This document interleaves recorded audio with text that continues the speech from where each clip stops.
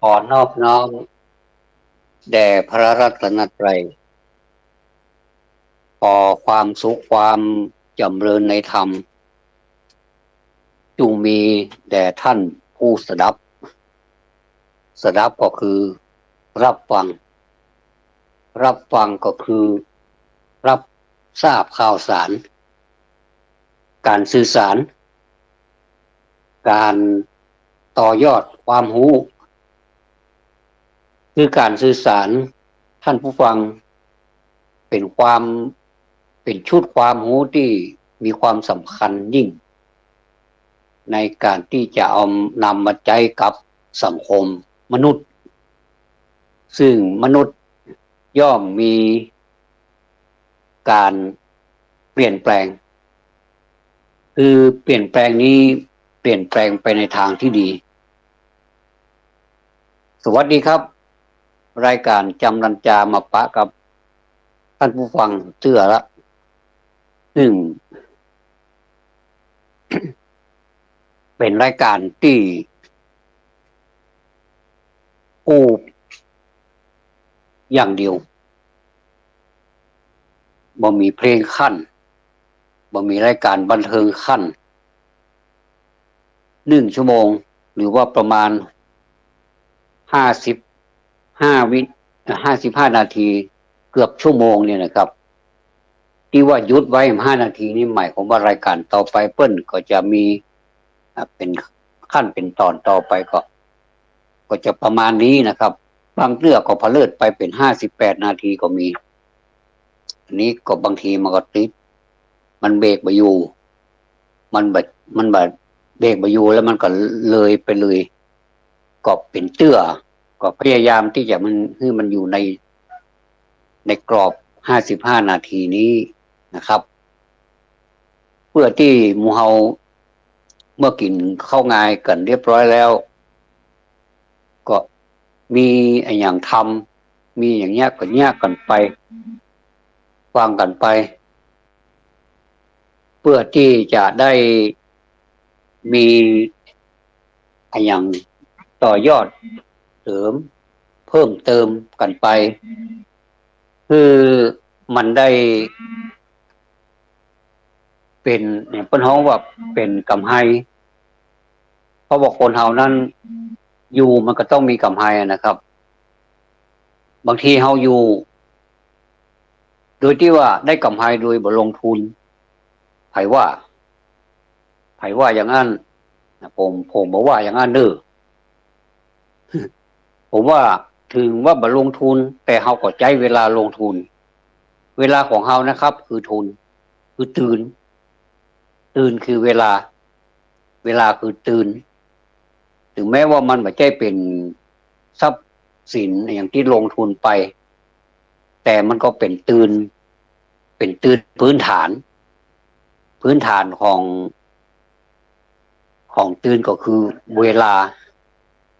ที่เฮาเสียไปเวลาที่เสี่ยงไปเฮาได้อย่างมาเนี่ยอันเนี้ยคือมันเป็นผลตอบรับฟีดแบ็กปีกมาหาเฮาในเมื่อมันปีกมาเฮาก็ได้รับในสิ่งที่เฮาลงทุนไปแล้วก็คือเวลาแต่ถ้าเวลานี่ไปลงทุนในสิ่งที่มันบ่ใช่สาระหรือว่าสิ่งที่มันทำให้กินเวลาบ่ได้ผมว่าอยู่บ่ได้ยังดีกว่าผมนะครับอันนี้คือผมอู้เองรับผิดชอบในคำอู้ถ้าหากว่าสิ่งที่เปิ้นฮื้อเฮามาหรือว่าเวลาที่เฮาลงทุนไปแล้วเนี่ยเฮาไปรับฟังในสิ่งเหล่านั้นเนี่ยเท่ากับเฮาไปทำให้เวลาที่เฮาลงทุนไปเนี่ยเสียบ่ได้เหมือนถ้าจะเปรียบไปเหมือนเดียวนี้สมมุติว่าเอาซื้อรถมาคันนึงซื้อรถมาคันนึงเอาก็ขับอยู่คนเดียวนี่นะซึ่งมันเป็นรถที่เท่นะครับขับไปเวียงเหมือนกันนะเดี๋ยวนี้ผมก็จะไปเวียงท่านก็ไปเวียงเอาไปเลยผมก็จะไปพวกท่านก็จะไปทุกผมก็ไปผมมันบ่เกิน7 คนผมเป็นรถส่วนตัวก็ท่านก็นั่งด้านหลัง3นั่งด้านหน้า1 มันบอกเกิน7 คนน่ะมันก็เป็น5ตะอักอ่ะแม่นบ่นั่งทั้งหลัง4มันก็แออัดลงไปหรือไม่ก็บ่มีไผนั่งอะแต่ผมจะไปคนเดียวผมเนี่ยผมใครแวะไหนก็แวะผมใครกินเนี่ยก็กินผมใครรถเสียเนี่ยผมก็บ่ใช่ใครรถเสียแต่มันใครเสียคนเดียวมันผมก็ซ่อมอย่างอันนี้เพิ่นฮ้องว่ารถนะผมเปรียบเทียบนะไปถึงเวียงปุ้นไปบ่ได้นะผมไปซื้อซะอย่างไรผมใครไปบ่ได้อ่ะอย่างเงี้ยไปถึงอ่าลูกแม่แตงไปปุ้นไปกาดนี่นะไปกาดหลวงนี่นะเออไปถึงกาดหลวงแล้วสตางค์เนื้อมาเหี่ยไอ้นะเฮ้อน้ำมันก็จะเสี่ยงไงนะโอ้กับรุ่นนี้แบบเนี้ยยิ่งใหญ่ดีนะเออเอารถไปไว้บนชั้น2ชั้น3ป่ะเออจำเป็นต้องเอาจอดล่าหันลุงนำเดี๋ยวนี้มาไม่ได้ละปล่อยมาหันก่อนเออแล้วก็เสียค่าเจ้าไปแหมสมมุติว่าจอดไว้หลายวันก็คงจะเสียค่าเจ้าหลายวันเปิ้นเก็บลูกเปิ้นบ่ใช่เสียเวลาหรอกที่มันมีบ่ได้เปิ้นก็แปลงก็ทำเพื่อเป็นธุรกิจอะครับเนี่ยผมก็ไปจอดไว้เหนือแล้วผมได้อย่างนี้ผมก็นั่งรถไม่แต่งปีกเหียอีกเออเมาสตางค์ที่บ้านเพราะผมลืมสตางค์ไว้ที่บ้านพอมันก็พอมันหรอมันซื้อบื้อหมกได้กูบ่ฮู้จะไปไหนก็บอกเก็บสตางค์ไว้ก่อนเนี่ยสมมุตินี่นะอันนี้เป็นเรื่องสมมุตินะไม่ใช่ผมอู้แต่นะอู้เล่นเนี่ยเออแต่มันก็แต่นั่นนะอู้ถึงว่าถ้ามาเปรียบเทียบกับรถที่เปิ้นทำเป็นรถโดยสารเออคุณก็ไปเหมือนผมนะ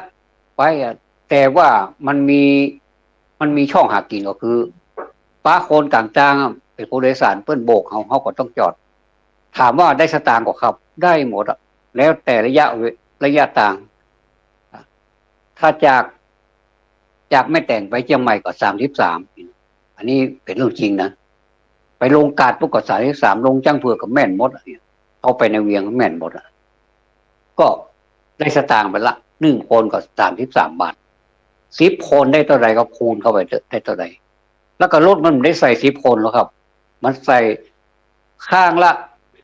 7โดยประมาณ14นะครับมากลางเข้าไปแหมประมาณ7นะ37 21 คน33บวกคูณเข้าไปได้เท่าไหร่เพิ่นได้ไปบุญละในขณะที่ผมเอารถไปจอดไว้บนกาดหลวงนี่สมมุติกาดลำไยมันมีจันจอดรถหั่นเนาะสุมาติเอ่ยนามเนาะสมมุติบ่ได้นะครับผมไม่ได้สักบาทปลายป้อเสียอารมณ์ต่างหากเก่าหัวทั้งปีนขึ้นร่องอยู่ตรงนั้นได้อีกสักอย่างเออมาถึงบ้านขอเปิ้นไปส่งในบ้านบนบอกผมไม่ได้เอาสตางค์มาขอไปส่งในบ้านเดี๋ยวเอาสตางค์ในบ้านจ่ายให้อย่างเงี้ยอันนี้มันคืออย่างครับผมบ่ได้อีกสักอย่างเช่นเดียวกันครับเปรียบไปเหมือนกับผมฟังอย่างสักอย่างที่มันบอกมันก็เข้าทางเหมือนกันนะแต่ว่ามันไม่ใช่ทางที่เขาจะไปอ่ะมันเหมือนกับผมไปเวียงไปเอารถส่วนตัวไปแล้วก็มาได้สักอย่างแล้วปิกมาเสียอารมณ์ต่างหากนะครับก็คืออย่างอี้นั่นเองเอวังก็มีด้วยประกาศฉะนี้นะคือสังคมนะครับผมค่อนข้างที่จะจริงจังต่อสังคมจนเกินไปอันนี้ต้องยอมรับผมผมรู้ว่าเป็นอย่างนะครับเกิดมาผมมาอยากจะบอกนะว่ามีมีมีความปรารถนาดีต่อชาติศาสนานะครับแล้วก็สถาบันประชาชนนี้ผมฮักประเทศไทยนะครับทุกท่านผมคิดว่าท่านก็ฮักบางทีก็ฮักหรือผมคนแต่ก็เอาต่างคนต่างฮักกันแล้วกันไปเนาะเพื่อจะได้บอกคิดเถียงกันผมก็ฮักท่านก็ฮักนะครับในเมื่อสังคมมันเป็นอย่างที่เราบางอย่างนะครับมันเป็นเส้นผมบางภูเขาเอาถูกล้างหลายอย่างด้วยกันที่ว่าถูกล้างนี่ผมขอแหมเตื้อก็ได้นะครับว่าเอามาเปรียบเทียบกันเนาะสมัยนี้เวลาจะนึ่งข้าวมันมีพ่องว่าหาที่เพื่อจะเอาหัวเข้ามาใจเนี่ยมีอยู่ครับมีไม้กลหรือว่าด้ามกลเข้าเนี่ยเขานึ่งที่เขานึ่งมานี่นะ เอานึ่งข้าวนะเราพูดถึงหุงเนาะก็ที่จะไปพูดถึงเรื่องหุงนะครับเอานึ่งข้าวเนี่ยตะกอนเขาพูดถึงตะกอนพอเปิ้นนึ่งเรียบร้อยพอเปิ้นนึ่งเรียบร้อยละจะมันสุกละสุกดีสุกงามละเปิ้นก่อนที่จะบดให้เข้าลงนี่นะครับตะกอนเป็นให้เข้าไม้ได้นะให้เข้าเป็นไม้เนี่ยนะแล้วก็เปิ้นก็นึ่งหลัวนะถ้าเท่กว่านั้นน้อยก็คือนึ่งถ่านเอาถ่านก็ใส่แดงบะลึงอ่ะนึ่งจนสุกนะแก๊สเกิดนึ่งหันตะเปิ้นอ่ะไอเตาไฟฟ้าไฟเพิ่นนี่มีทางอะเมินเสียเถิดเออนึ่งนึ่งสุกแล้วบอกก็เตรียมก่อนที่มันจะปลดนี่ก็เตรียมกัวเข้าไว้หั่นเตรียมดางไว้หั่นดางไว้เรียบร้อยอืม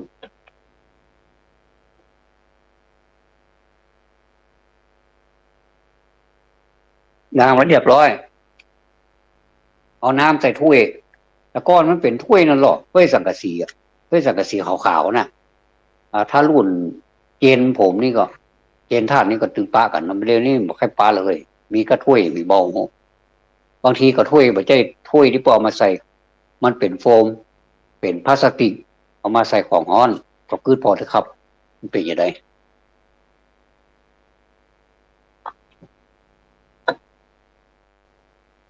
แล้วก็กินแล้วมันก็มันก็ไหนไปเอาของฮ้อนใส่มันก็ไหนไปในเมื่อมันไหนไปนะมันจะเป็นอย่างกันอย่างได้กะเพรามันก็จะเป็นอย่างเป็นเชื้อเป็นเคมีเป็นยาโมอันนี้อู้แบบซื่อๆเนอะว้าวซื่อๆคือบ่สนบ่แจ้นะครับก็คือว้าวกันซื่อๆเนี่ยก็คือสนหน่อยเนาะอ่าแล้วก็เขาบอกละเขาอู้ถึงว่ากระบวนการต่อไปก็คือเอาน้ำใส่ถ้วยหรือว่าใส่ก๊อกใส่ยังก็ได้ใส่ขันน้ำเนี่ยใส่ก๊อกน้ำนี่แล้วก็เอาวันไม้ด้ามเข้านี่จุบๆหน่อยเอาฮะแล้วก็เอาน้ำนี่แพทหัวเข้าแล้วก็รูปให้มันมอกมันเปียกมอกมันมาดเสร็จเรียบร้อยแล้วก็เสร็จเรียบร้อยแล้วก่อนถึงจะโปดเข้าลงเอาไปวางกลางหัวเข้าหันแล้วก็ปล่อยอย่างภูเขาละลายน้ำแข็งเนี่ยมันก็จะค่อยละลายตัวมันเพราะความร้อนในเตากับความเย็นนี่มันเปลี่ยนอากาศครับมันคือมันมาอยู่ที่เย็นมันก็จะละลายแต่เราอาศัยช่วงนี้นะครับจะให้ด้ามเข้านะก้นพลิกตั้งปืนขึ้นมาอ่าเอาตั้งปืนขึ้นมาไว้บกตั้งบนศูนย์น่ะคือคนให้หมดอ่ะคนสมมติลึงอ่ะเรียบร้อยล่ามให้สักกำหนึ่งมีเปิ้ลจะมีกล่องเข้าครับกระติกนี่มาใจครับแต่ก็แต่เมื่อก่อนนี้ผมบานกระติกผมบ่ฮู้จักว่ากระติกว่ามาใส่เข้าผมฮู้จักเป็นฮู้จักกับกล่องเข้าแล้วคนสมัยก่อนของฮู้จักกล่องเข้าแล้วก็เคารพนับถือกล่องเข้าเพราะเข้าเป็นอาหารหลักของคนเขาอยากกินอย่างก็จ้างมาดึงเหมือนเข้าถ้ากินข้าวอิ่มแล้วก็คือถ้าจะให้ว่าก็แล้วหั่นมันก็คือแล้วหั่นแต่เดียวนี่บางทีก็ถามกินข้าวแล้วกะกินกาแฟแล้วตอบมาตรงคำถามเออว่ากินข้าวแล้วกะมันบอกสมัยก่อนตอบกินกาแฟแล้วก็คือตอบเป็นความหมายที่ว่ากินเรียบร้อยแล้วแต่มันเป็นกาแฟอ่ากินกับขนมปังและเท่ดีเหมือนกันแต่องค์ประจังกินเหมือนกันแต่ผมว่าไม่ได้กินเตื้อผมกู้ซื้อเนาะผมได้กินเตื้อแต่กินกาแฟหอมโต๊ะไปหั่นบ่ได้มันก็กินไปอันน่ะอีนะแต่เดี๋ยวได้กินข้าวอยู่ผมก็กินข้าวอยู่ดีอ่ะเมื่อเช้านี่ก็เหมือนกันเปิ้นเปิ้นชงกาแฟมาฮื้อแก้วสุมาเด้อเด้อพอยโอ้เป็นกำเมืองมันสาใจนะผมก็จดกาแฟไปเหียแก้วกินข้าวแหมอย่าอ้อโอ้คนอย่างเป็นอันก็มันค่อยเป็นอย่างอันน่ะกินกาแฟก่อนเข้าบางคนเพิ่นก็กินข้าวแล้วก็กินกาแฟก็แล้วแต่ครับมันก็ไปสู่กันฮะมันก็อยู่ในที่เดียวกันไปที่เดียวกันแต่ว่า โอ้โหนะไผ่จะพิษไผ่จะทุกข์ผมว่ามันแบบมีพิษมีทุกข์ครับแล้วแต่คนมันจะกินทีนี้เมื่อกลไปกลมาแล้วมันได้ที่แล้วบอไอ้หนาเขาก็เอาใส่กล่องเข้าเอาใส่กล่องเข้าในกรณีที่มีข้าวเหลือแต่ว่าแมลงเปิ้นฮ้องว่าข้าวเย็นเขาก็ใส่บางท่านนะครับตำราบางท่านผมก็เคยทำมันก็ดีเหมือนกันอย่างเช่นถ้าเวลาให้เข้ามันขึ้นเลยเนี่ยมันมันจะมันจะมันจะเป็นสัญลักษณ์แล้วมันจะเป็นไวขึ้นอ่ะแสดงว่ามันเริ่มจะทำมันนั่นละมันมันเริ่มจะทำให้มันสุกละไอ้นะประกอบอันใส่ข้าวเย็นเนี่ยลงไปแต่ว่านี่เห็นเนอะจะปีให้มันเป็นก้อนเนอะทำให้มันเป็นแบบละเอียดเท่าใดยิ่งดีนะก็คือมันไปเข้ากับข้าวที่เฮานึ่งใหม่นั่นนะครับอันนี้ในกรณีที่หนึ่งคือใส่ในเมื่อหั่นไว้แล้วเนี่ยไว้เข้าเฮาสวามพอเฮาสวามพออันไห่เข้านะมันจะหอลงว่างอันเราก็ใส่ลงไปเขาก็จะรอจนมันไหนถ้าไหนบนนี้มันจะจับกันพอดีเลยเพราะว่าเข้าทั้งรูปมันจะสุกแล้วมันก็ปาให้เข้าทั้งบนที่มันเป็นเข้าเก่าเข้าที่มันเข้าเย็นตะวาแล้วเขาจะเอาขว้างนะเขาก็เอาไปใส่ตุยมันจะละลายไปตุยในเมื่อละลายแล้วเขาก็เปิดแล้วก็มือแนะพอหรือว่าแตะพอนี่มันก็จะรู้สึกว่าฮ้อนลงหลังแล้วก็จะมีแบบมันก็จะอ่อนนะครับเป็นลักษณะอ่อนเขาก็เริ่มโปดได้แล้วเองนะครับก็ขั้นตอนก็อย่างที่ว่าตะกี้นี่นะครับก็ใส่กัวเข้าแล้วก็คนแล้วก็เอาใส่ในอันกล่องเข้านี่นะครับเอ่อกลิ่นแล้วอ่ะทุกท่านที่เคยผ่านประสบการณ์มานี่จะเปรียบเทียบได้เลยว่ามันกลิ่นล้ำแท้ๆเลยนะครับกลิ่นเมื่อใดก็ล้ำมาอันนั้นก็คือวันค่ำนะครับเข้าก็จะอ่อนบ่มีเข้าที่มันแข็งเสียอารมณ์เหมือนเข้าสมัยนี้เข้าสมัยนี้ปดเรียบร้อยแล้วก็เทเอาเอาเทเอาเทใส่ในกระติกเลยแล้วก็เอาปากโกนปากก็ฟองพลาสติกเห็นไหมโกนแล้วเวลาจะขายก็เอาใส่ถุงขายความแตกต่าง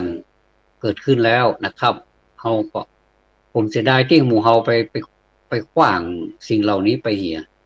อันนี้คือความรักอย่างหนึ่งนะครับรักในวัฒนธรรมที่เฮามีภูมิปัญญาคนแต่ก่อนเปิ้นทำเอาไว้เฮาปากันเมินไปเหียเนาะแต่ก็บ่ได้ทั้งหมดนะครับบางที่ก็ยังหันเพิ่นทำแบบนี้อยู่ แล้วถ้าผมทำเองผมไปสอนละอ่อนผมก็ทำแบบคนแต่ก่อนเพิ่นทำก็คือตามขั้นตอน1 2 3อย่างที่ว่านะครับเป๊ะเลย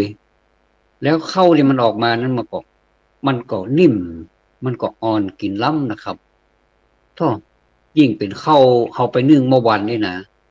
แล้วก็มาตำส้มเห็นไหมนะเออบางคนก็ซื้อไก่ไหมนะปลายป้อเป็นดาวอย่างนะดาวห้าดาวเป็นไก่5 ดาวโคตรโทษต่ำส้มเพชรเห็นนะแล้วก็นักเรียนเขาก็ต่ำกันคนเดียวผมตึงบ่ได้บ่ได้มีส่วนร่วมอย่างกับการต่ำเลยว่าเอาสูตรนั้นมาใส่อันมันจะล้ำเนี่ยเขาได้ใส่คนเดียวเขาละอ่อนป .5 ป .6 ป .4 ป .5 ป .6 เนี่ยเขาก็ทำคนเดียวก็ล้ำเหียโคตรโทษบางคนก็ต่ำเป็นแบบไทย บางคนก็ตำปูบางคนก็ตำแบบปลาร้าน้ำข้นปลาร้านะครับเราเรือปลาห้านั่นเนาะเออโคตรโตกินเงินต้นน้ำเหงื่อไหลใครย้อยเอ่อนึ่งเข้า2 ไห่กินถึงโรงเรียนอ่ะปลายปอปอย3 ไห่ท่านผู้ฟังอันกินถึงโรงเรียนกินก่อนที่จะกินข้าวเขาก็สอนให้ละอ่อนบอกว่า พวกเธอเอาตองมาเนี่ยเขาก็เกียมตองลูกบ้านมาอ่าเอาตองมาเอาตอกมาเอาเป็นเมืองเลยนะเอาเป็นแบบโบราณเนี่ยเป็นบะเก่าเลยก็เอามาให้เขาพอเข้าซุกปอกกลอย่างเรียบร้อยแล้วบอกก็เอาเข้าน่ะห่อตองให้ก่อนห่องามๆเนื่อยเนาะเหมือนเปิ้นนั้นห่อขายในกาดอ่ะห่อแล้วก็ บ่ใจยางนะบ่ใจยางฮัดหนังว่องนี่บ่ได้ฮัดอะครับ เพราะหนังว่องมันมันบ่ใจโบราณเตื้อมันเป็นปัจจุบันอันยังก็เป็นหนังว่องหมดอันยังก็เป็นพลาสติกหมดอีกนะครับก็เอามาห่อแล้วก็สอนห่อคือเขาห่อคือแปลงเป็นห่อแบบพูนๆหน่อยบ่เจ็บแบบอันแบบบ่ใช่น้ำบ่ใช่เป็นแบนแพร่อย่างนั้นบ่ใช่นะบ่งามเนาะก็เลยแบบห่อแบบคือมันเป็นห่องามๆเป็นห่อ แล้วเขาก็ทำตามนั้น โอ้เขาก็ปากันอวดตัวเก่าโอ้เนี่ยหนูห่อนะอย่างมาเปี้ยเขาบอกว่าดีละผมวิลิกูดเนาะสุดยอดเลยลูกสุดยอดเลยเนาะก็ได้ไปคนห่อสองห่อไปยาห่อหนึ่งห่อสองห่อผมแล้วว่ากันไปแล้วก็จะบอกเขาบอกว่าเอาเข้าเนี่ยไปคือพ่อคือแม่เด้อบอกว่าอันเนี้ยหนูหรือว่าอันผมเนี่ยหรือว่าอันเนี่ยลูกเนี่ย นึ่งนึ่งด้วยมือเลยก็เขาสอนเขานึ่งเขาก็มึงนึ่งด้วยมือเลยก็ปัจจัยเขากลตามนั่นกูอย่างเลยนะครับปรากฏว่าเข้ามันนิ่มมันอ่อนแล้วเขาก็มาบอกให้ทีหลังว่าเข้าที่ห่อไปตะวาเนี่ยพอแหมวันนึงก็ยังอ่อนอยู่อ่ะอาจารย์บอกโอ้โหเฮาก็ยินดีเนาะว่าโอ้อย่างเงี้ยนะลูกถ้าทำต่อไปเนี่ยคือทำอย่างเงี้ยแม้ว่าเธอจะไปทำเป็นธุรกิจการค้านี่นะ เธอก็ต้องทำแบบนี้เนอะเพราะเอาไปขายคือเปิ้นเอาสตางค์ให้เขาต้องนับถือเปิ้นเขาต้องเคารพสิทธิของกันและกันเนาะสิทธิของเขาก็คือเขาจะต้องได้รับค่าตอบแทนก็คือเป็นเงินเป็นสตางค์นี่นะแล้วเขาก็บอกว่าห่อเท่าใดนั่นก็ไปกำหนดกันตามความเหมาะสมเตอะแต่ก่อนนี้5 บาทก็ได้แล้วเนาะบัดเดี๋ยวนี้ผมได้ละห่อ5 บาทให้เป็น10 บาทก็โอ้ห่อนี่พอกินอยู่เด้อ เอาน้อยเดียวก็ได้นะไผว่าบอกกินบะอิ่มนะกินอิ่มอยู่นะมันแน่นนะครับถ้าเสร็จแล้วก่อนเราก็สอนเขาต่อไปว่าเข้าเนี่ยทำมาด้วยมือเนี่ยมาบูชาคุณของของพ่อของแม่เด้อที่ได้ที่ได้กล่อมเกลี้ยงเลี้ยงลูกมาเนี่ยมันได้ธรรมะเลยนะท่านมันได้ธรรมะฮือละอ่อนเตยละอ่อนผมไปอู้ตามนั่นแต่บอกพ่อแม่เขายิ้มแก้มตุยบอกว่าโอ้ไผเป็นคนสอนนี่เนาะว่าอาจารย์เพิ่นสอนอย่างเอี้ย เปิ้นก็เลยมาขอบคุณว่าโอ้ลูกแต่ก่อนนี้กระด้างกระเดืองบ่ฮู้จักกันอย่างเสี่ยงก็คือบ่มีคำอู้แบบนี้เลยเปิ้นก็เลยมาขอบคุณเราว่าทำให้เราอ่อนนี่มีความเปิ้นเฮาว่าเป็นคนว่าง่ายสอนง่ายนะครับแล้วก็มีประโยคนี้ออกมาได้อย่างใดนะครับได้อย่างใดก็เพราะอาจารย์เป็นคนสอนเปิ้นก็เลยมาขอบคุณเราก็ดีใจนะครับอันนี้แหละ แล้วบัดเดี๋ยวนี้มันเป็นยังไงครับ มันเป็นยังตรงกันข้ามกับที่ผมเล่ามาเนี่ยนะครับ ผมบ่ใจมาว่าข่อยสักคนน่ะผมว่าใครให้บรรยากาศแบบนั้นมันคืนมาแหมได้ก่อถ้าเป็นผมตอบผมว่าได้กับมันจะไปเป็นหยังมันก็บ่ที่มีอย่างลูกเนี่ยก็ค้นเอาของเก่าๆมันขึ้นมามีไหมีหม้อนึ่งมีเตาอ่าฮังโหลเนาะ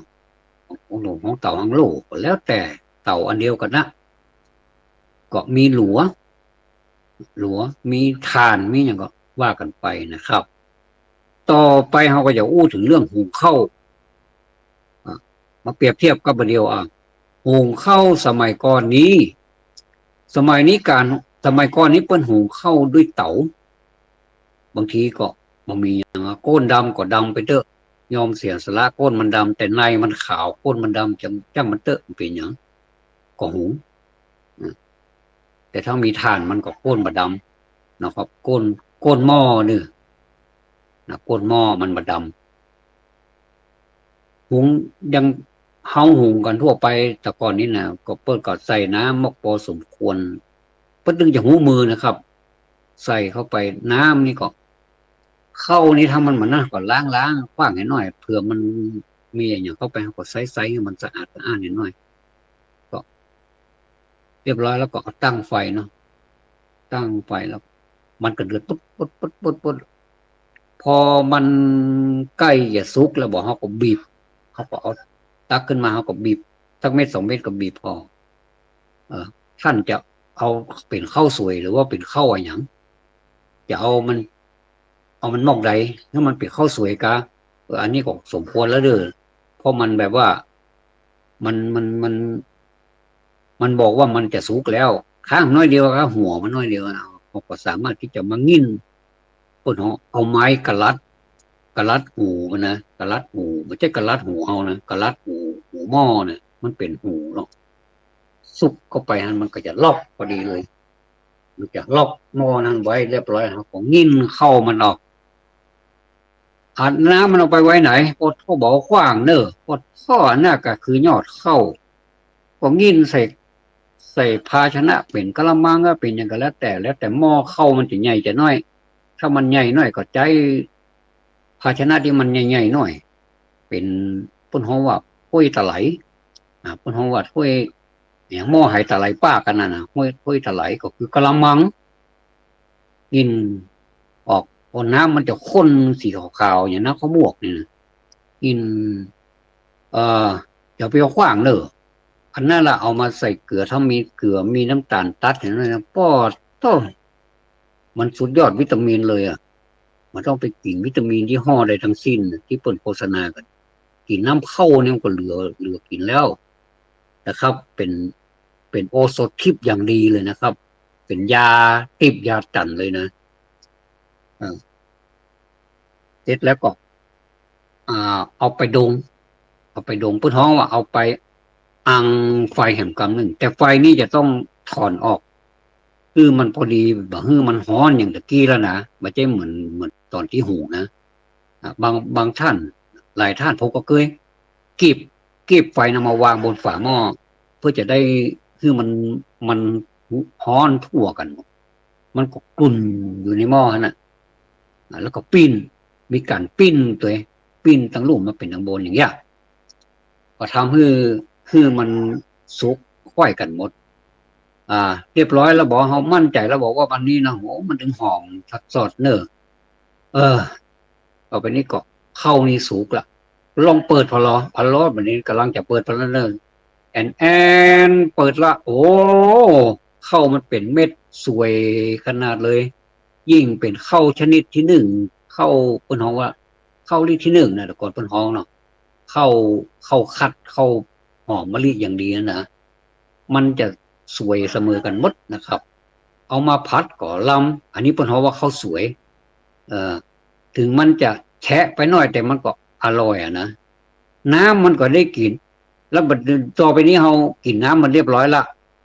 กินน้ำละดื่มบึกคนนั้นก็ได้กินคนนี้ก็ได้กินโอ้ลำก่อถ้าลำไก่มีมอยู่ก่อมีก็ได้หุงต่อไปก็จะมีเหมือนเดิมก็จะกินน้ำกันสุกเกษมเปรมปรีกันทั่วหน้าแล้วก็จะกินข้าวเลยนะลองตักใส่อันถ้วยใส่จานเถอะโอ้โหมันหอมกระสอดนะครับอันนี้คือวิธีหุงข้าวสมัยก่อนเนาะแล้วแต่ไผ่จะมีวิธีพลิกแพลงอย่างจากนี้ไปแต่มันก็อยู่เนี่ยแบบประมาณเนี้ยนะครับอย่างนี้อย่างใดนะทีนี้ถ้าเป็นหม้อข้าวใหญ่ๆหรอข้าวใหญ่ๆนี่หุงข้าวแบบคนกินเป็น10 กว่าคนนะ20 คนกับ30 คนอันนี้มันจะต้องเป็นหม้อใหญ่อันนี้ก็ใจกำลังนักหน่อยก็คือช่วยกันงิ้นเข้ามันนะอืมอันนี้ก็ได้กินแบบขนาดใหญ่เหมือนกันนะครับอืมก็มันมีขนาดน้อยครอบครัวขนาดกลางขนาดใหญ่อันนี้แบบเลี้ยงคนนักๆนี่นะครับทีนี้เรามาอู้ถึงการหุงข้าวสมัยนี้เสียดายนะครับเราไม่ได้กินน้ำมันเนาะเพราะว่าน้ำมันเปิ้นฮ้องว่าอย่างก็มันถ้าเป็นพวกน้ำพวกอย่างพวกน้ำแข็งพวกนี้เปิ้นฮ้องระเหยหรือว่าระเหิดถ้าระเหิดนี่ถ้าอย่าเป็นจำพวกที่มันที่เป็นแบบอากาศก็เป็นอย่างนี้ก็อันนี้ผมก็แค่เข้าใจนะว่าระเหิดระเหยเอาแจ็ค2 กรัมนี่ก็แล้วกันนะครับมันระเหิดหรือว่ามันระเหยไปในเมื่อมันไปเห็นละมันไปแล้วมันก็ปั๊บอยู่ในตัวของมันนะเอากดมากองมันแห้งปุ๊บมันก็ลั่นปั๊บ ตอนนั้นมันจะเป็นคลุกมันจะเป็นการอุ่นไปในตัวก็คือให้มันเข้านะให้มันได้แบบคือคือมันสุกแต่จะมาพิสูจน์ก่อนตัวเนี้ยนะว่าข้าวจะเป็นข้าวสวยหรือไม่บางทีก็เป็นติดกันเป็นพืชไม่ใช่ข้าวสวยสักกรรมเป็นข้าวดีๆนะกับกลายเป็นข้าวแจ้ไปเลยก็คือแฉะไปเลยบางทีก็ติดหม้อติดยังเป็นผื่นปลาลำกินแล้วมันเด็กแจ้ๆอย่างไรแต่ถ้าทำให้มันเป็นแบบข้าวสวยมันก็จะเป็นข้าวสวยอันนี้ก็อยู่ที่ฝีมือความนึ่งนะครับทีนี้ความแตกต่างระหว่างข้าวหุงกับสมัยก่อนกับข้าวหุงสมัยเนี่ยมันแตกต่างกันตรงไหนแตกต่างกันหนึ่งวัสดุที่ทำการหุงข้าวเนี่ยมันเหมือนกันก็คือแต่ก่อนนี่มันใจอย่างที่ว่าเนาะแล้วก็ประเด็นนี้มันใจแบบไฟแต่บางคนเพิ่นก็เอาแบบเก่าอยู่แต่ไปใช้แก๊สหุงต้มก็มีนะครับแต่ว่าผมว่าอันนี้น้อยที่จะไปปะแบบนี้นะส่วนมากก็จะเป็นข้าวหุงอ่าจากจากหม้อหุงข้าวไฟฟ้าบางชนิดก็หุงไว้อุ่นไว้ทั้งวันเป็นหม้ออุ่นทิพย์ทั้งวันเลยนะครับอันนี้ก็คิดเอาเตอว่าไฟฟ้าก็ต้องไฟฟ้านี่กระแสของไฟฟ้านี่ก็ต้องไหลเข้าหม้อหุงข้าวนี้ทั้งวันอ่าถามว่าทำไมเราถึงได้เปลืองนักในการใช้ไฟมันเนี่ยแล้วก็พอสิ้นเดือนมาหรือว่าถึงเวลาที่เปิ้นจะมาเก็บก้าวไฟนี่แล้วเราปากันสะดุ้งเราปากันหนาวฝนคิงลุกเงี้ยๆเพราะเสียงนักก็เพราะอย่างนี้นะครับเขาทำอย่างเอาใจไฟทางนั้นเลยตู้เย็นเขาก็ต้องเสียบไว้ทั้งวันตู้เย็นนี้สมัยนะครับรถวันรถคืนถ้าถอดออกก็จะบดีว่าตู้เย็นก็จะเสียนะครับมันเหมือนกับมันเหมือนกับการโดนบังคับนะครับต่อไปพออยู่เรื่องน้ำเย็นหนึ่งกำตะกี้เป็นเข้าผ่านไปแล้วเนาะผมนี่หมายถึงผมซื้อท่านฟังแล้วแต่ท่านจะไปกึดกันเตอะนะครับผมก็ไม่ได้ว่าอันใดมันดีอันใดมันบ่ดีผมบอกว่าแต่ว่าท่านฟังแล้วท่านพิจารณาเอาก็แล้วกันว่าเอาควรที่จะหันมาใจแบบเก่ากันพ่องได้ก็อย่างน้อยที่สุดเกิงก็ยังดีนะครับถ้ามันสมมุติมันมาได้แต่มาได้100%นะสัก50%เกิงก็ยังดีนะครับทุกบ้านทุกจองทุกครัวเรือนทำแบบนี้นะอ่าผมว่ามันน่าจะทำให้เขาได้ลดการใช้จ่ายหรือว่าพดุงของเก่าเอาไว้นะมันก็บอกได้ว่ามันใจบ่ได้นะครับก็ซับเป็นการดีนะครับเป็นการดีหลายอย่างต่อมาก็คือน้ำสมัยก่อนนี่เขาจะมีหม้อน้ำมีหม้อน้ำไว้ประจำบ้านหม้อน้ำของเรานี่เวลาใส่น้ำไปนะวันแรกนี่มันบอกเกิดอย่างขึ้นเตื้อมันก็จะได้กลิ่นดิน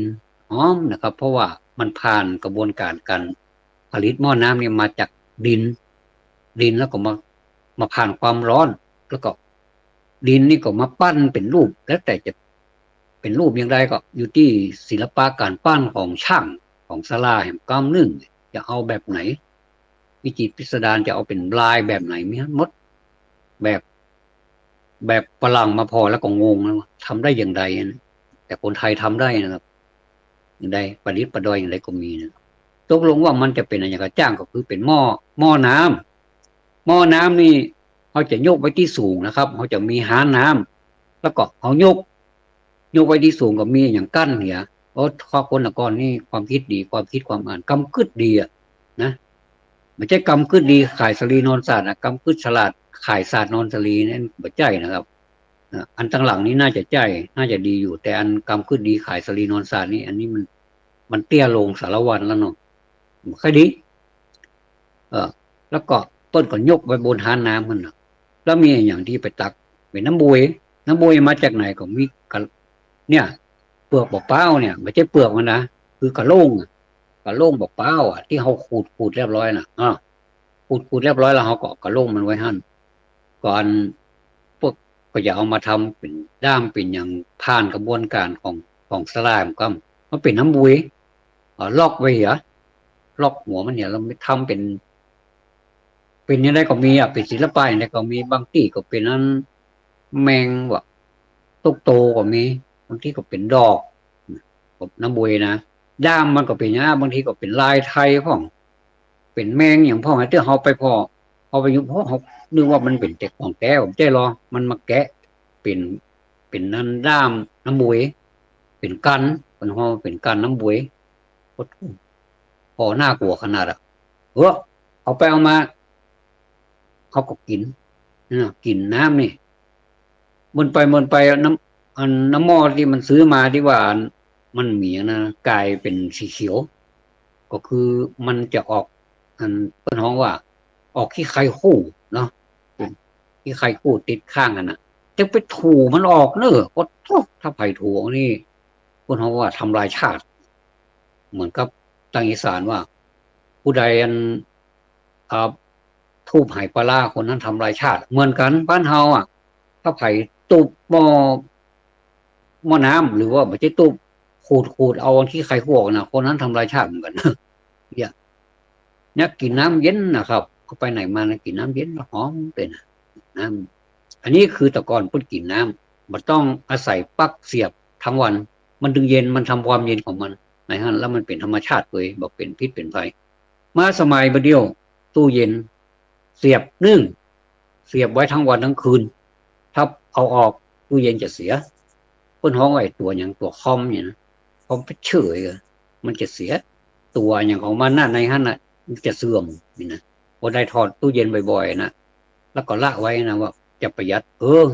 ประหยัดค่าไฟแต่ว่าบ่ประหยัดอะไรบางทีเสียนักซ่อมไปซ่อมมาสำนักเหลือเขาไปซื้อใหม่เขาเบาละเอาไปซื้อใหม่ดีกว่าไปซ่อซื้อใหม่ดีกว่าเหมือนกันนะครับเครื่องซักผ้าก็เหมือนกันเนี่ยก็เหมือนกันอันนี้อย่าอู้ถึงเครื่องซักผ้าเหมือนกันแต่ก้อนซักผ้าซักธรรมชาติเอาแจ้ก่อนเอาแจ้ไว้สักบึดสักเมืองแล้วก็คือมันแบบคือมันถูมาเด้อคือสิ่งสกปรกทั้งหลายขี้ใครก็อย่างนี้มันที่มันสกปรกนะคือมันไหม้ก่อนแล้วซักด้วยมือแล้วก็ใจสบู่ลายลายนั่นนะที่มันเป็นสี่เหลี่ยมมันจัตุรัสนาใส่เอามาถูหรือว่าก็จะมีต้นหอมว่าหน่วยไม้ที่สามารถทำมาเป็นสบู่ได้เป็นผงซักฟอกได้ก็คือต้นบะซักผมก็เคยอู้นะก็เลยขออนุญาตนำมาอู้กันนะครับอันก็เลยเอามันตุบแล้วก็มันเป็นฟองครับเตียวยินนี่เรียบร้อยมันหมดครับแล้วก็บ่มีกลิ่นด้วยประจำเป็นจะต้องไปใจอันนั้นแหมไอ้น้ำยาปลาผ้านุ่มผ้าเนิ่มนะที่เป็นกลิ่นนั้นมันจำเป็นเลยครับมันเสื้อผ้าก็บ่เหม็นเลยเอาไปตากแดดมันแห้งมันแล้วหอมมันก็ครับแล้วก็บ่มีมลภาวะดมแล้วมันก็เป็นธรรมชาติครับอันนี้เหมือนกันสบู่ลายมันก็ไม่ใช่ว่าเหม็นอย่างรู้สบู่ลายสบู่กรดโบตันใหญ่นะชื่อมันเนาะหลังจากนั้นมามันก็หายไปกับน้อยเดี๋ยวนี้มันมีก็เป็นผงซักฟอกก่อนแต่ก่อนนี้หอมซองน้อยๆ5 บาทหอมขนาดเลยแข่งกันหอมเนาะอันนั้นก็หอมอันนี้ก็หอมเดี๋ยวนี้แข่งกันเหม็นเคี้ยวงาดบางทีเขาซักผ้าปุ่นปะโถหลายเม็ดนะครับบางทีบ้านเขากว้างเนาะอยู่หลังบ้านมันนะเฮาอยู่หน้าบ้านมันยังสาบอยู่ก็เลยบอกว่าเวลาที่จะซักมันน่ะมันอยู่ในถังนะปิดฝาอย่าไม่ได้กลิ่นมันออกมาจังนั้นน่ะปิดฝาอย่ามันถ้าปิดฝาแล้วมันก็บ่เหม็นเลยพอเตอร์บอกว่าจะซักมือซักอย่างกระจ้างเด้อเหม็นขนาดเลยผมซักฟอกประเดียวนะบอกว่ามันเป็นอะไรอย่างผมว่ามันเจริญหรือว่ามันเสื่อมผมเข้าใจงงครับงงกับชีวิตงงกับความเป็นอยู่ถึงวันนี้มันอะไรอย่างกันนี่งงแล้วก็คนละก้อนซักอย่างว่านะครับซักแล้วมันก็แห้งมันก็เป็นเสื้อผ้าเหมือนกันมันมีต่อยาวต่อความยาวสาวความยืดไปเรื่อยจนกระทั่งกระบวนการรีดผ้านี่ก่อนใจเตารีดที่ใจทานที่เฮาหุงเข้าหรือว่านึ่งเข้าอย่างนั้นเอามาใส่ในเตารีดนี่มันจะมีสัญลักษณ์ก็คือเป็นหัวไก่ที่เฮาเปิดปิดเตารีดนักแล้วก็บ่ต้องใจไฟอันนี้อู้ไปถึงเตารีดพะเลิศไปถึงเตารีดเอามาอู้ถึงตู้เย็นนี่เรียบร้อยแล้วน้องมีละไปถึงเตารีดก็ใจทานบ่ใจไฟเพราะฉะนั้นนี่ถ้าเฮาเนี่ยแบบเก่านะครับ มันก็จะเปลืองแหมอย่างนึงก็คือเปลืองถ่านเปลืองอย่างนี้แต่มันก็ไม่ใช่เปลืองเท่าใดอู้ถึงว่าราคาของมันนะครับเขาจะทำอย่างนี้ผมมั่นใจว่าถ้าท่านทำอย่างนี้สักเดือนหนึงนะค่าไฟของเขาจะลดลงเขาก็บ่ต้องไปเดือดร้อนว่าทำไมค่าไฟมันถึงมาแพงแต่แพงว่านี่นะครับเพราะเขาใจนักมันก็ต้องเสี่ยงนักเป็นธรรมดานะครับอันนี้ก็คนใดใจน้อยมันก็เสี่ยงน้อยเป็นธรรมดาเนี่ยบอกกองว่าก็มาซักผ้าอะไรก็เดี๋ยวก็ล่มละเสียงก็ดังด้วยเหี้ยอ๋อไฟก็กินเหี้ยอย่าท่านคิดพอทันทีที่เปิดเสียบปลั๊กกับปุ๊บแล้วก็ผ้ามันปั่นก็ล่มเนี่ยเอาละอันนั้นคือสัญลักษณ์ของการใช้ไฟละขึ้นแล้วครับปั่นปุยขนาดหมุนซิ่วเลยแล้วก็สรุปกองเปิ้นมาเก็บสตางค์เอาละบินออกมาแล้วตาโมกไปเล่นอันนี้นี่ผมว่าดอกเก่าไปเนอบ้านดอกเก่าไปเนอคนอื่นจะปะเหมือนลักษณะเดียวกันนี่ผมก็บอกงูนะครับอันนี้อู้ไปมันอย่ายาวไปมันก็จะต่อไปเรื่อยๆนะครับอ่าตะกี้เรื่องแรกเขาบอกพูดกันเรื่องอันสาระอันใดเป็นสาระอันใดเป็นสาระไอ้น้องแล้วก็ต่อมาก็เป็นการนึ่งข้าวนึ่งข้าวนึ่งข้าวนึ่งข้าวแบบเก่าแล้วก็นึ่งข้าวแบบใหม่นึ่งข้าวแบบเก่าเอาใส่ในกล่องข้าวนึ่งข้าวแบบใหม่เอาใส่ในกระติกแล้วก็บะโกนขายก็ขายในถุงพลาสติกแต่ก่อนนี้เปิ้นห่อตองแล้วก็เอาตอกมัดหรือไม่ก็ถ้าบัดตอกก็ใจอันเปิ้นฮ้องว่าใจไม้กะลัดงามขนาดเลยนะครับแล้วก็ตองก็บ่เป็นมลภาวะบ่เป็นนั้นบ่ทำให้เกิดโรคอย่างอื่นแต่ตองนั้นจะต้องสะอาดไปเน้อจะต้องเจ็ดต้องอย่างให้ดีๆเรียกว่าตองฉีกตองมาแล้วก็ห่อเลยๆเหมือนกันนะครับเพิ่นเอามาเจ็ดมันอย่างเรียบร้อยหมดนะครับแล้วก็มาตัดทำเป็นข้าวเป็นห่อขายเนาะเนี่ยนะครับแล้วต่อมาก็คือการหุงข้าวแบบเก่าก็คือหุงแบบโดมไฟคุณพ่อว่ามีโดมมีการงิ่นน้ำเข้าได้กินข้าวเอาผสมเกลือหน่อยบางคนก็เอามากหวานบางคนจะกินเค็มๆเห็นน้อยนึงมอกแปลมเนี่ยนะครับแต่ว่าเค็มแต่ก็บ่ใจจะว่าจางแต่ใจมอกเงาะนี่นะกินมันถึงมันเค็มถ้าใส่น้ำตาลไปนั่นก็จะเป็นหวานแนะนำจะไปใส่นักเนอถ้าเป็นน้ำตาลทรายแดงก็ซ้ำจะดีบ่ต้องเป็นน้ำตาลทรายขาวเพราะมันคัดมาแล้วนะครับมันฟอกมาแล้วแล้วต่อมาก็เป็นเรื่องน้ำเนาะเรื่องน้ำก็แต่ก่อนนี้เป็นน้ำหม้อแล้วก็นอกจากน้ำหม้อแล้วผมว่าลืมว่าไปก็คือน้ำต้นก็คือคนโทน้ำต้นนี่มันก็จะกู้ก๊อกไม่ใช่กู้น้ำบวยแล้วเด้อเพราะน้ำบวยมีกันจะเอาไปควบน้ำต้นมันก็บ่ได้นะครับเดี๋ยวก็น้ำต้นโค่นละนะครับเพราะเป็นของมีกันนักเพราะฉะนั้นนี่มันจะกู้ก๊อกก็เปิ้นฮ้องก๊อกอีกไม่ใช่แก้วนะเป็นก๊อกแท้ๆเนี่ยนะครับเมื่อมีก๊อกเมื่อมีก๊อกเวลาเอาเทหรือว่าเทน้ำต้นเทน้ำต้นนั้นเทน้ำในน้ำต้นใส่ก๊อกมันก็จะได้น้ำที่อร่อยก็จะได้กลิ่นของน้ำต้นก็คือกลิ่นของหม้อกลิ่นของดินเหมือนผมว่าเป็นกลิ่นของหม้อก็เป็นหม้อน้ำก็จะเป็นกลิ่นของดินเหมือนกันแล้วน้ำต้นนี่ข้อระมัดระวังก็คือหัวมันจะแตกเพราะมันเป็นดินมันจึงแตกอย่างเดียวสถานเดียวเท่านั้นนะครับก็เหมือนสมัยนี้เหมือนกันประเดี๋ยวนี้บัดแตกเฮ้ยประเดี๋ยวนี้เป็นพลาสติกแต่ถ้าตกจากที่สูงมันก็มีสิทธิ์ที่จะแตกได้เหมือนกันนะครับแต่ว่าลักษณะของการเก็บความเย็นหรือว่าความหอมต่างๆนี้บ่เหมือนน้ำต้นบ่เหมือนหม้อน้ำในขวดพลาสติกนั้นมันก็จะธรรมดานะจืดชืดอย่างนั้นนะซึ่งมันก็เป็นไปตามลักษณะที่อยู่ของน้ำมันอยู่ครับอันใดมันก็จะเป็นอย่างนั้นนะครับแล้วก็ประเด็นนี้มีรูปลักษณ์ต่างๆก็โอ้โหผลิตกันเป็นการใหญ่เลยโอ้โหนะครับมันจะเป็นพลาสติกกันหมดเลยนะครับถึงวันนี้เราตกลงว่าเราเป็นมนุษย์พลาสติกไปเห็นแล้วเป็นมนุษย์พลาสติกเป็นมนุษย์อ่าที่บ่ง้อธรรมชาติเหมือนอย่างอั้น แต่เขาก็ผสมผสานกันไปเขาไปในกาดเขาก็ยังปะอยู่ที่เป็นตองเป็นยังที่ห่อเข้าด้วยตองอย่างนี้ก็มีน้อยนะครับถ้าคิดเป็นเปอร์เซ็นต์แล้วมันมีน้อยมันนักผมใกล้หื้อตองนี่เต็มกาดไปเลยอันนี้เข้านี่ก็ห่อด้วยตองอันนี้ก็เป็นหุงด้วยหม้อดงคือหุงแบบเก่าเลยนะผมว่าใกล้มันเป็นอย่างนี้เลยบอกขอนักนะขอสัก50%ก็พอละนะครับก็คือพอผมก็มาซื้อบางทีซื้อด้วยความน้อยใจเหมือนกันนะครับว่าเป็นได้หมู่เฮาถึงได้ลืมได้หลงได้ลืมไปเหตุหมด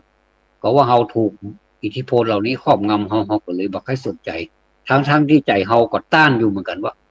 บ่เดียวบ่ล้ำเหมือนแต่ก่อนเนาะเฮาก็ว่ากันบ่ได้แต่เฮาก็บ่ทำกันนะครับผมว่าเลยเฮาก็ทำเลยนะวันนี้บ้านผมนี่ผมก็จะโอนแบบเก่านะเนอะอาจจะค่าไฟนี่คงจะลดถ้าพนักงานหรือว่าเจ้าหน้าที่มาเก็บค่าไฟนี่คงจะแปลกใจเหมือนกันนะว่าบ้านหลังนี้นี่ผิดหวังละจากการจากที่เคยเก็บ500 800 ปันนี้นะก็จะเหลือสักกี่บาทเองนะครับอ่า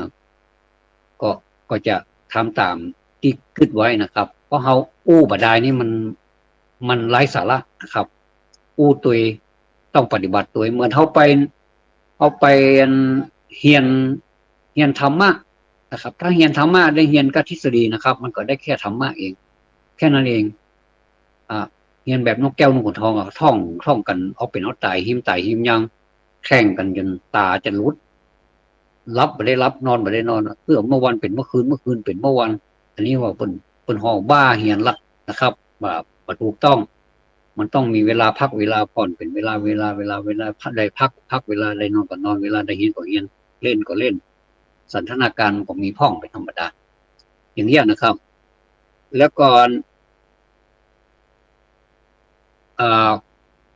ขอฝากไว้อย่างยิ่งเลยก็คือทคิดแล้วต้องทำนะครับคิดแล้วต้องทำแล้วก็ปฏิบัติเนี่ยตะกี้พูดถึงเรื่องธรรมะเนาะสมมุติเรายิบเอาเรื่องสมาธิไปเฮียนสมาธิก็ไปเฮียนเปิ้นอธิบายฟังก็เฮียนเนี่ย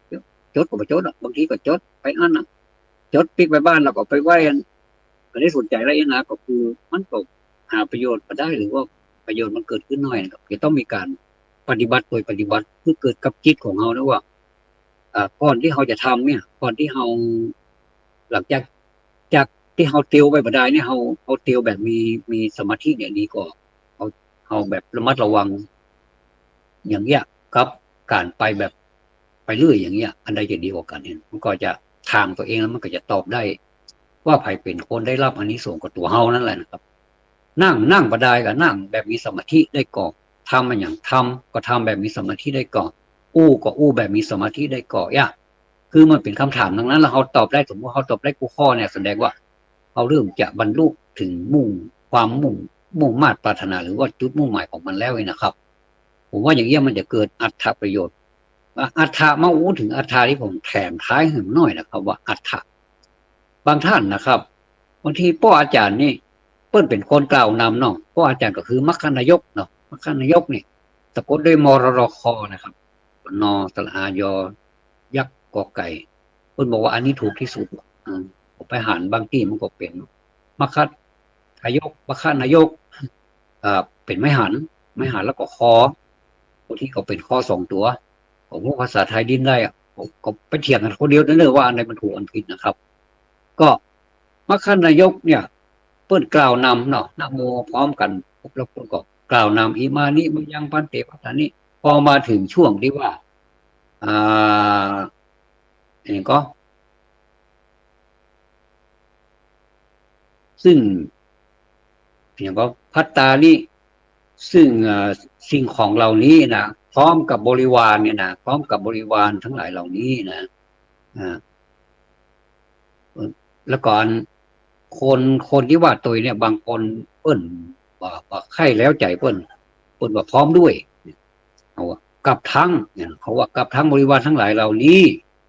กับพร้อมด้วยบริวารทั้งหลายเหล่านี้เหมือนกันเลยในความหมายแต่ว่าด้วยตัวหนังสือมันต่างกันแค่นั้นเองนะครับท่านก็บอกเราไปคิดอย่างนักในเมื่อมรรคนายกเปิ้นนำอย่างว่านำไปเถอะ ถ้าเฮาบอกพอใจเงียบตรงนี้เขาก็ว่าเอาในใจก็ได้นะครับก็ต้องไปว่าเสียงดังเหมือนกับว่าพ่ออาจารย์เพิ่นบอกมีความรู้อย่างนั้นนะครับ